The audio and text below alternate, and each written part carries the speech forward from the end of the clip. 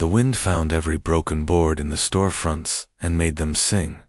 It slipped down the alleys like a stray dog and licked at the dust on the ground until it rose and hung in the air, gold and tired beneath the afternoon sun. Sheriff Elias Kane rode its edge the way a man rides old habits.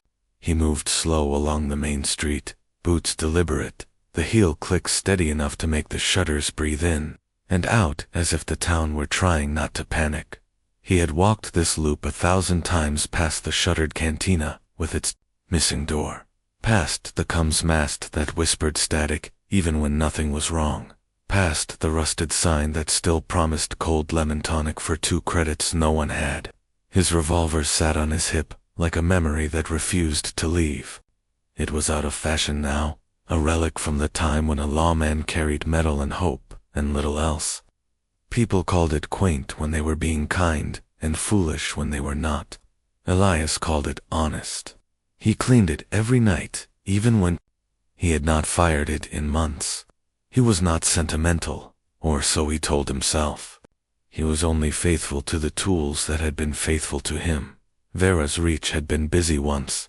Miners had filled the boarding house with laughter and smoke. Families had planted ribbon-bright pennants for Founding Day, and the small school had learned the first letters together of for asteroid, B for belt, C for colony. Then the ore thinned, and the ships left, and the town became a place the maps forgot, until the maps forgot themselves. Those who stayed learned to live with less, to barter, to fix instead of buy, to pray when prayer felt like work. Elias stayed because he had sworn to, and because when a man spends half his life in one patch of dust, the dust begins to know his footsteps, and would miss them if he went. The whispers began a week ago. Slipping between the sheets on washing, lines riding home under the ribs of cattle, crawling into glasses at closing time. The Pirate Queen is coming. The words looked foolish when written, but in a mouth they grew teeth. The old man at the water dispensary said he had seen her flag, once at the edge of the asteroid field, black on black, a shape more felt than seen. The potter's wife said she had heard that the queen spared orphans and cut down slavers with her own blade. The mechanic from Bay 3 swore she burned whole towns and salted the ground with melted credits, so nothing useful could grow again. Stories breed like sand fleas. Some bite, some don't. Elias listened, nodded, kept moving. By the 3rd day, families began to load what they could. A single trunk, a bundle of pots wrapped in a blanket, a photograph cube with a corner cracked. They came to Elias first, each hoping for permission to be afraid, and he refused to hand it out. "If you're going, go before dark," he told them, and his voice stayed gentle. "If you're staying, stay with a straight back." Some lied about their choice. He let them. A lawman knows that courage is not a steady well. It is a sudden rain that some people miss. He ate alone in the boarding house that night. The proprietor's daughter, all elbows and a braid too tight, brought stew with more water than meat and asked, almost casually, whether the Pirate Queen was beautiful. Elias looked at the steam rising from the chipped bowl and thought about the way fear can dress itself in curiosity. "I've not seen her," he said. "Stories say many things." The girl looked disappointed, as if he had broken something fragile by refusing to imagine it. After she left, he stared at the window as if it were a screen. Transmission snow hissed from the Cums mast. Solar flare, storm, or rumor. He listened for the difference and heard none. Morning came with the sound of a bell that had not rung in a year. The church had no minister anymore, but the bell knew its job. It called the people to gather or to scatter, depending on what they had already decided in their hearts. Elias stood on the step of the station that was not much more than a desk and a chair and a single locker. He checked his revolver, slid a single round into the emptiest chamber for luck, then filled the rest with the quiet motions of a man who respects the gravity of last resorts. He slung his duster over one shoulder and walked. On Main Street there were fewer eyes at the windows. A cart groaned past, piled with too many things and not enough wheels. The potter's wife pressed a clay whistle into his palm as she hurried by. "For luck," she said without looking at him. He pocketed it and kept walking. The wind pushed a paper down the street, and when it turned he saw the headline from a month ago. "Governor promises security package for outer colonies." Somebody had used it as a shelf liner. He stepped over it. At the edge of town, dust lifted, in a line that did not belong to the wind. The sky over the flats darkened at the center. Not cloud, but something hotter, more deliberate. A shadow grew, fast and wrong, as if the sun itself had been cut and a piece taken out. Children in doorways lifted their chins. Mothers reached without thinking and touched the backs of their necks. The comms mast stopped hissing, as if even static feared to be heard. He heard it before he saw it clearly, a bass hum that rattled. The paint off the sign for lemon tonic. Thrusters seared the air and wrote bright scars across the sky, then softened into a low moan as whatever she was settled and considered her approach. When she came into view, she was not graceful. She was purposeful. Her hull drank light. She looked like something the night had built to go hunting, a black thought made into iron and drive in teeth. For a moment, Elias believed the stories in spite of himself. Men who had practiced being brave went suddenly inside. The boarding house girl pressed her face flat to the window and left a ghost breath that bloomed and faded. The mechanic from Bay 3 said, "Oh hell," and swallowed the words again, as if they offended his own mouth. The bell rang once, more, and then gave up. Elias stepped into the square because there was nowhere else to stand that felt honest. The town's heartbeat gathered in the space behind him, timid, angry, resigned, loving, a little cruel.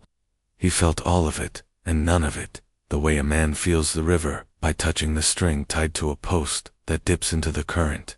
His coat tugged at his shoulders. The wind wanted him to lean. He did not.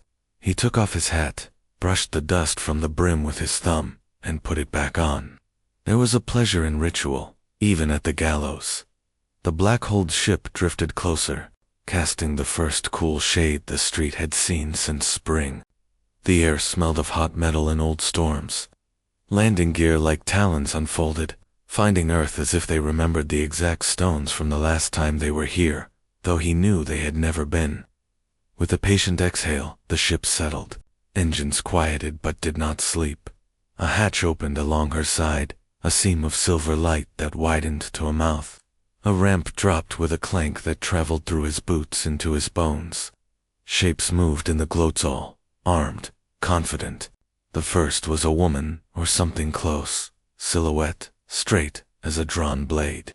She walked down without hurry, and the others rearranged themselves without needing a command. The town's breath snagged. Elias understood then that in a place built on fear, poise is its own weapon. He touched the revolver only to remind himself it was there. He touched the badge and felt the dent near the top where a bullet had kissed it 20 years ago. He felt smaller and older and more alive than he had yesterday, and he hated that it took a threat to wake him. He stopped at the center of the square and looked up. Dust lifted in lazy spirals around his boots, turning the light to honey. He kept his hands away from the gun. He let them hang at his sides, fingers slightly open, the way a man stands when he is choosing to be the ground instead of the wind. The woman at the foot of the ramp studied him, the way a predator studies the only animal that has not run. He could not see her eyes for the glare, but he could feel them, cool and curious. He spoke, and his voice sounded like someone sanding old wood, patient, making something smooth again. "Welcome to Veyra's Reach," he said. He did not raise it. He did not need to. The town, the ship, the sky, they all leaned in to hear. The woman who stepped into the square wore no crown, yet every movement declared she had earned one. Her coat was stitched from black leather to fine for this world, trimmed with metal charms that chimed softly as she walked. A long braid of silver-tinted hair swung across her back, catching the sun like strands of wire pulled from the stars themselves. At her hip, rested a blade that shimmered faintly, humming with a pulse too steady to be decoration. Her crew fanned out behind her, silent, waiting as if her footsteps were the only rhythm they needed to keep. Elias Kane didn't move. The dust circled around his boots and drifted up to cling to the hem of his duster, but his eyes stayed fixed on her face. He had seen killers before, seen arrogance before, seen coldness too. What he saw in her was stranger. She looked at him the way a hunter looks at an animal that had refused to flee, half amused, half curious, as though deciding whether to gut it or take it home as a pet. "You're the sheriff," she said, her voice carrying easily across the square. It was not loud, but it was sharp enough to cut through the thick heat. "The last one left in this graveyard." The crowd behind the windows shivered. Elias heard shutters click shut, boots shuffled backward on wooden floors. He didn't answer her straight away. Words spent too quickly often lost their value. Instead, he let the silence stretch until the dust had settled. Then he tipped his hat and said, "That's right. Name's Kane." She tilted her head. "Do you know my name?" "Seris Veyra," he replied, the syllables steady, the way a man might lay cards down on a table he couldn't afford to lose. "They call you Queen of Pirates." At that, her mouth twitched. It wasn't a smile. Not exactly. More like the memory of one. "They call me many things," she said. "And you? They call you stubborn. A man standing guard over nothing. Is it true?" Elias glanced at the empty schoolhouse, the boarded-up cantina, the broken Cums mast. "This may not be much," he said, "but it's not nothing. Folks still breathe here. Children still run in the alleys. A town's a town, even when the lights go dim." Her boots rang against the metal ramp, then the stone street, each step deliberate. The blade at her hip gave off a faint hum as though it could smell the challenge in the air. She stopped only a few feet away, close enough for him to see the scar that cut across her left cheek and the faint freckles at her temple. For a heartbeat, the air between them grew heavy with unspoken choices. "You speak of law," Seris said, lowering her voice until it brushed against his ears like velvet drawn across a blade. "But law left this place. The governor doesn't. Know your name. The fleet won't come if I burn your homes to ash. Out here, Kane law is a story children tell themselves before sleep. And yet," Elias said, steady as a post in a storm, "stories are what keep them sleeping at all.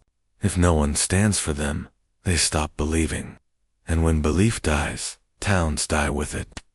For the first time, she laughed a low, husky sound that made her crew glance at each other nervously, as though laughter was rarer than blood from her mouth. She circled him slowly, her eyes flicking to the revolver on his hip. "Do you plan to shoot me with that museum piece? Or do you hope your badge will blind me?" Kane turned as she circled, never letting her slip behind him. "Neither. I plan to stand here until you decide whether you're the kind of queen who bullies children, or the kind who carries herself higher than that." Her laughter died. For an instant, her eyes narrowed, not with anger but with something sharper recognition, perhaps, or the first sting of respect. The crew shifted, waiting for a signal that did not come. Then Seris leaned closer, her breath warm against the dust-laden air. "One day, Kane," she whispered, "I'll test the steel behind your words. Not with guns, with choices. And when that day comes, we'll see if your law weighs more than your heart." She stepped back, and with a flick of her hand, her crew withdrew, forming a loose semicircle around the square. From above, the ship loomed, engines humming, casting long shadows that crawled like beasts over the buildings. The settlers pressed tighter against the windows, watching this impossible scene, an aging sheriff and a queen of pirates, standing eye to eye, as if the universe itself had paused to see who would blink first. But Elias didn't blink. He stood as if rooted in stone, revolver heavy at his hip, eyes unwavering. Somewhere deep inside, he knew that this was only the beginning, that Seris Veyra had not come merely to plunder. She had come to weigh him, to test the measure of a man who still called himself sheriff on a world most had forgotten. And though she turned at last and walked back toward her ship, the echo of her words clung to him like a brand. Your law versus your heart. The engines roared, dust blasted skyward, and the black-hulled vessel lifted just enough to remind everyone of the power it held. But it did not fire. It did not leave. It lingered over the rooftops like a storm cloud that had decided to watch before it broke. Kane tilted his hat against the wind, the weight of the town's hidden eyes pressing down on him. He had refused to run, and in that refusal, the game had begun. The black ship did not leave. For 2 days it hovered above Veyra's reach like a thundercloud unwilling to break. Its shadow cut the town in half, one side in sharp light, the other in a cold shade that carried unease. Children stopped playing in the dust alleys, merchants left stalls half-shuttered, and whispers grew sharp enough to hurt. Folks argued whether to pack and flee or stay and pray. But Elias Kane did what he always did. Walked the street as though nothing in the sky could tell him how to move his boots. On the 3rd morning, the Pirate Queen returned. This time, she did not come with a company of armed silhouettes. She came alone, cloak flowing like black water, eyes burning with a curiosity that felt more dangerous than any weapon. Elias was already in the square, leaning against the rail outside the station, polishing the revolver that most called useless. He didn't rise to meet her. He let her close the distance herself. You don't hide, Seris, Veyra said. Not when my ship looms over your roofs. Not when my name eats the air. Tell me, Sheriff, do you stand because you're brave, or because you're tired of kneeling? Elias snapped the cylinder back into place. The sound, a small thunder in the quiet. Square. I stand because no one else will. He lifted his eyes to hers, steady and rough. And because running from a storm doesn't stop it raining, her gaze lingered on him, searching his face for cracks. There was a weight in that stare that made lesser men shift in their boots, but Kane was carved from old stone. At last, she tilted her head and smiled in a way that was both amused and dangerous. You intrigue me, she said softly. Most sheriffs I've met are quick to threaten, quicker to bleed. You, she gestured lightly at his weathered coat, his stubborn stance, his revolver polished bright despite its years. You still believe in things. Out here, belief is rarer than gold. From the shadows, townsfolk watched with breaths held tight. They expected a blade, a gunshot, the quick end of their sheriff. Instead, Seris gestured toward her ship. Walk with me, Kane. See what law looks like when written by those who've been forgotten. There was a murmur from the windows, hands pressing against glass, faces pale. Elias did not look back. If I go, the town will think I've surrendered. Seris's smile sharpened. Then don't surrender. Walk as though you're the one arresting me. It was madness. Yet, Elias pushed off the rail, holstered his revolver, and matched her stride. The square parted, silent as a grave, and together they climbed the ramp into the black-hulled beast. Inside, the ship smelled of oil and ozone, alive with hums and heartbeats. The crew paused their work, eyes flicking to Kane, some curious, some contemptuous, some quietly respectful. Seris led him through narrow corridors until they reached a chamber lit by soft blue lanterns. Maps and star charts glimmered against the walls, marked with routes scarred by syndicate raids and abandoned colonies. This is my kingdom, she said, spreading her hand. Every mark is a wound, the governors ignored. I don't raid for greed, Kane. I raid to keep my people breathing. Elias studied the maps, the jagged scars of conflict written in light. His jaw tightened, and the towns that burn, the children who lose homes. Her eyes flared. Better to lose homes than lives. I strike the syndicates. The governors paint me a villain so they can wash their hands of blood. She stepped closer, close enough he could smell the salt of her skin, the faint metallic temps of her blade. Do you believe them, Sheriff, or do you believe what you see with your own eyes? For a moment, Silence. Then the ship jolted, alarms flaring red across the chamber. A young officer rushed in, voice taut with fear. Syndicate fleet, on approach. 2 destroyers, maybe 3. They've tracked us here. The crew snapped into motion. Seris barked, orders sharp and swift, her cloak swirling like a banner. She looked back at Elias, her eyes gleaming with challenge. Well, Kane, will you still preach your lore? Will you fight for your people? Even if they call me pirate? The ground beneath him seemed to tilt with the rumble of engines, the howl of sirens. He thought of the children pressed against glass back in town, of the dust alleys where laughter had already grown scarce, of the bell that had rung not in faith but in warning. His hand found the revolver at his hip, thumb brushing the badge on his chest. "Looks like your fight just became mine," he said, voice iron. Her smile this time was real, fierce and alive. "Then let's see if justice and rebellion can bleed together." The ship roared to life, engines screaming against the dark, as 2 unlikely figures stood shoulder to shoulder. An aging sheriff with a badge no one respected, and a pirate queen with a crown no one could deny waiting for the storm of fire to fall. The air inside the black-hulled ship throbbed with alarms. Red lights pulsed like a heartbeat across the walls, and the crew moved with the urgency of men and women who had lived their lives one breath away from death. Elias Kane followed Seris Veyra into the command chamber, boots ringing against the grated floor, heart steady, even as the ship shuddered from the nearness of enemy destroyers. Through the wide viewport he saw them 3 syndicate ships, gray and cruel, their hulls painted with jagged insignias like scars gouged into steel. They circled the sky above Veyra's reach like vultures, scenting carrion. Thrusters bled blue fire across the dark, and gun batteries bristled from their bellies. The town below had no defenses. If those guns opened fire, nothing would remain but ash and echoes. Seris stood tall in the center of her bridge, cloak falling around her shoulders like a shadow given shape. Her crew looked to her, every eye waiting for her command. She raised a hand, and silence fell like a blade. "They've followed us across 5 sectors," she said. "They think we'll run again. This time," her gaze shifted to Elias, a spark of challenge in her dark eyes. "We make a stand." Elias tilted his hat back, studying the array of battered consoles and weapons screens. "If they want your head, they'll burn this town just to smoke you out.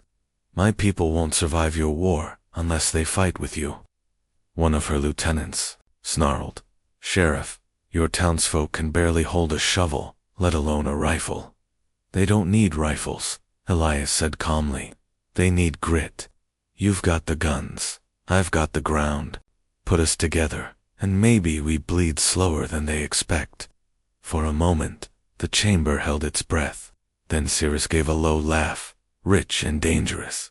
"You're mad, Sheriff. I like it. Very well, we fight as one." The decision set the ship alive. Orders flew. Runners dashed between decks. Guns swiveled toward the stars. Seris turned and swept down a side corridor, gesturing for Kane to follow. They entered the armory, where crates of weapons gleamed under cold light. She opened one, revealing rifles etched with alien runes, blades that sang faintly when drawn. She handed him a smaller sidearm, sleek and humming. He pushed it back toward her. "Appreciate it, but I'll keep to mine." He tapped the revolver at his hip. "Steel and powder. Never jams, never lies." She smirked. "Then you truly are a relic." But there was respect in her tone, as though she had begun to understand the depth of his stubbornness. When they returned to the square, the settlers had gathered, fear mixing with disbelief at the sight of pirates unloading weapons beside them. Elias stood on the steps of the church, his voice carrying over the uneasy crowd. "You've all heard the stories," he began. "That law is gone, that hope is foolish, that we're forgotten. But the only truth that matters is this: if we run tonight, we'll run forever. If we stand, we might just live to see morning." He looked toward Seris, who waited at his side, like a shadow cut from firelight. This woman's no saint. She's a pirate, but tonight, she fights for this town same as me. And if a sheriff and a queen can stand shoulder to shoulder, maybe that's proof enough we've still got a spine. The silence cracked into murmurs, then into shouts. Rough voices lifted not in despair but in something near courage. The townsfolk accepted rifles, old blasters, even sharpened pikes.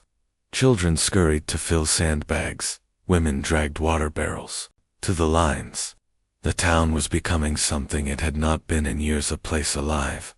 As twilight bled across the horizon, Elias found himself beside Seris near the edge of the square. Her cloak brushed his sleeve. She studied him, eyes narrowed, but soft with something unspoken. "You've done in minutes what I've tried for years," she murmured. "You've made them believe." Elias didn't look at her, just watched, the townsfolk digging in. Belief's a funny thing, dies easy, but rises fast when you remind folks they're not alone. The engines of the destroyers roared louder, shaking the earth. Dust rippled across the roofs, windows rattled in their frames. The first shadows of enemy dropships streaked the sky. Seris leaned closer, her voice dropping to something intimate. Amid the chaos, "You know, Kane, if you fall tonight, history will call you fool. But I—" She paused, the scar at her cheek catching the dying light. "I will call you the only man who ever stood taller than his law." He finally turned, meeting her gaze. In her eyes he saw not just the pirate queen, but a woman who had carried rebellion like a crown of thorns. For a breath longer than sense allowed, neither moved. Then the first blast shook the ground, tearing them apart. Syndicate fire rained from the sky. The battle for Veyra's reach had begun. The first salvo tore the night apart. Energy bolts screamed across the sky, carving lines of fire that split the clouds and made the rooftops glow red. The ground shook, windows shattered, and Veyra's reach woke fully into war. Children were pulled into cellars. Men and women braced behind sandbags. And in the square, Elias Kane stood unflinching as dust and sparks rained down. Syndicate dropships pierced the clouds like daggers, their hulls marked with jagged teeth symbols, engines burning blue-white.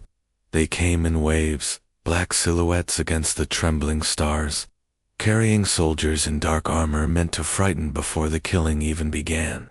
Elias gripped the handle of his revolver, feeling the warmth of the old steel, and whispered to himself, "Let them come." Beside him, Seris Veyra barked orders into her comm. Her ship, hovering overhead like a vulture made of shadow, swung its turrets toward the incoming fleet. Cannons spat streaks of emerald fire, ripping into the first dropships and sending them spinning into the ground in fiery blossoms. The crew cheered from their positions, but Seris's eyes never left the horizon. She knew this was only the opening hand of a brutal game. The first wave of Syndicate soldiers hit the square like a storm. Blasters lit the night, cutting through wooden walls and throwing sparks across cobblestone. Elias led a line of townsfolk, farmers and merchants, turned fighters overnight, their hands shaking but their eyes burning with survival. When the first soldier breached the barricade, Elias's revolver cracked once, a sound sharper than the hum of plasma fire. The man fell, armor smoking, and for a heartbeat the settlers remembered that courage is contagious. The fight was chaos. Seris moved like a blade through the night, her sword singing with every swing, cutting down soldiers twice her size. Her cloak snapped behind her, dark against firelight, and for every man who hesitated at the sight of her, 2 more fell before they could scream her name. Elias fought not with grace but with grit, his revolver booming steady, each shot placed with the patience of a lifetime in law. Together they were a storm no one expected, the sheriff and the queen. Law and rebellion, side by side in dust and fire, but the Syndicate had come prepared. From the second wave, a hulking figure strode forward, clad in heavy X-armor, a plasma axe gripped in both hands. The settlers' line faltered at the sight of him.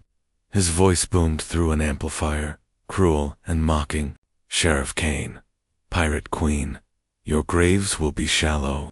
The armored giant swung, cleaving sandbags and bodies alike. Elias fired, but the round sparked harmlessly off the plating. He stumbled back, heat from the axe brushing his face. At that moment Seris lunged, blade flashing, but even her strike barely dented the armor. The soldier backhanded her, sending her sprawling across the square. Elias rushed to her side, dragging her behind the barricade. Her lip was split, blood bright against her pale skin, but her eyes still blazed with fire. "Don't let them see me fall," she hissed. "You're not falling," Elias growled. He rose again, revolver heavy in his hand. The armored soldier bore down, axe raised, laughter echoing like thunder. The townsfolk trembled, their brief courage shaking, and then Elias did something no one expected.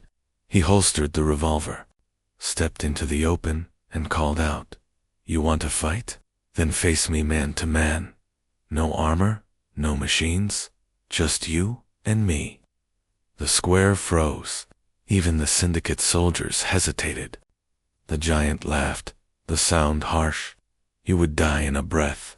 "Then take it," Elias said, his voice low but carrying. For a moment, the world held still. Then, with arrogance as thick as steel, the giant disengaged his armor seals, letting the heavy plating fall piece by piece until he stood bare-chested, muscles coiled like cables, axe humming. He charged. The fight was brutal, raw. Elias moved slower, older, but every strike he blocked, every dodge he made, carried the weight of a man who had survived too much to let this be the end. The axe burned through the air, grazing his arm, searing his coat. But Kane's eyes never wavered. At the perfect moment, he drew his revolver in a flash one shot, placed at the man's exposed throat. The giant fell, his laugh cut short, body crashing to the ground like fallen stone. The square erupted in cheers. The settlers shouted, emboldened, their fear breaking into fire. Seris pulled herself to her feet, blood at her chin, and stared at Kane with something fierce, something more than respect. She stepped close, her voice a whisper only for him. "You should have been born a king," but the night was not done. As the last echoes of victory faded, a new shadow fell across the town. From the largest destroyer above, a transmission blew through every speaker, cold and venomous. "Sheriff Kane, Seris Veyra, you've taken my men, you've taken my pride, but do you remember me, Queen?" Seris froze, her face palling even under firelight. The voice belonged to him, the human officer who had once betrayed her, the man whose treachery had carved the scar across her cheek and made her into the Pirate Queen. Her hand gripped the hilt of her blade, so tightly her knuckles went white. The townsfolk, the crew, even Elias turned to her, sensing the storm that had just broken. This was no longer only a battle for Veyra's reach. It had become a reckoning. The voice from the destroyer coiled through the air like venom, echoing across the rooftops of Veyra's reach, even through the crackling static of the loudspeakers. Seris Veyra knew it without doubt. That deep, arrogant tone had once ordered her into battle, had once sworn loyalty to her cause, then had sold her and her crew to the syndicates for a chest of bloodied credits. Her jaw clenched, the scar on her cheek burning with memory. She remembered chains, fire, the children she had sworn to protect being torn from her arms. That betrayal had made her into what she was now, the Pirate Queen, and here he was again, the architect of her pain, announcing himself like a king from the sky. "Seris," Elias said quietly, close at her shoulder, his revolver smoking faintly in his hand. "You know him?" Her voice was sharp as broken glass. "I don't just know him, Sheriff. I owe him blood." The townsfolk, who had just begun to taste victory, looked to their sheriff for strength. Elias stepped forward, his coat torn, dust streaked across his face, but his eyes steady as the stone foundations beneath the town. "If he wants to come down here, Let him. This square has already buried bigger men. Seris's gaze snapped to him, fury and something deeper flickering in her eyes. You don't understand. This isn't just a commander. He's the man who burned my world and laughed at the ashes. And if you kill him in anger, Elias said, voice low, you become him. The words struck like a hammer. Seris trembled, her hand tightening around her humming blade. Around them, the townsfolk whispered. Some cried out for vengeance, others begged for mercy. Suspense curled through the air, tightening like a noose. Then the sky split open. A massive troop carrier descended, its engines screaming, its metal skin black as pitch. The ground shook as it landed just beyond the barricades, kicking up waves of dust. A ramp hissed down, and from it stepped the traitor himself. He was taller than Elias remembered from Ceris's description. His frame wrapped in polished armor, his eyes hidden behind a gleaming visor. His voice thundered as he walked forward. Seris Veyra, my lost little queen, still chasing justice? Or just chasing ghosts? Ceris's teeth bared. I chase your death. The crowd recoiled at the venom in her voice. Elias, however, stepped between them before blades could cross. He raised a hand, revolver still holstered. You want her, you'll go through me first. The commander laughed, cold and sharp. An old sheriff with a toy gun. Do you think? You're her champion now. I don't think, Elias said. I know. The commander sneered, drawing a weapon longer than Elias's arm, a plasma blade glowing with blue fire. He pointed it toward the sheriff. Then you'll die with her. For a moment, it seemed inevitable. But Seris surged forward, her own blade clashing against his, in a spray of sparks. The sound rang across the square, metal against metal, fire against fire. The fight began. The commander was powerful, his strikes heavy enough to split stone. Seris matched him, fast as lightning, her blade singing arcs of emerald light. The townsfolk held their breath, watching queen and traitor clash in a storm of fury. Elias circled the edge of the fight, revolver drawn, searching for an opening. Every muscle taut with suspense, blow after blow. Seris fought like a woman possessed. Rage drove her, each strike louder, harder, wilder. She forced him back across, the square sparks flying as steel bit stone. But in her fury, her defense faltered. The commander fainted, then slammed his blade against her ribs, sending her sprawling across the dust. The crowd gasped. Seris coughed blood, her blade slipping from her grip. The commander raised his weapon for the final strike, and then Elias Kane stepped into the path. His revolver cracked, the shot striking the commander's shoulder and staggering him. But Elias didn't fire again. Instead, he lifted his hand, palm open. Enough, he said. His voice wasn't loud, but it carried. This isn't about vengeance. This is about justice. He faces trial, not your blade. Ceris's eyes widened, rage battling with disbelief. Trial, after what he's done, after the lives he's stolen. Yes, Elias said firmly, because, if you kill him here, Seris, you prove every story they've ever told about you. But if we show the galaxy that even a queen of pirates can honor justice, then maybe your people become more than shadows. The crowd shifted. For the first time, some of the settlers nodded. Some of her own crew lowered their weapons. The suspense thickened. Seris's next choice would define not only the battle, but her entire legend.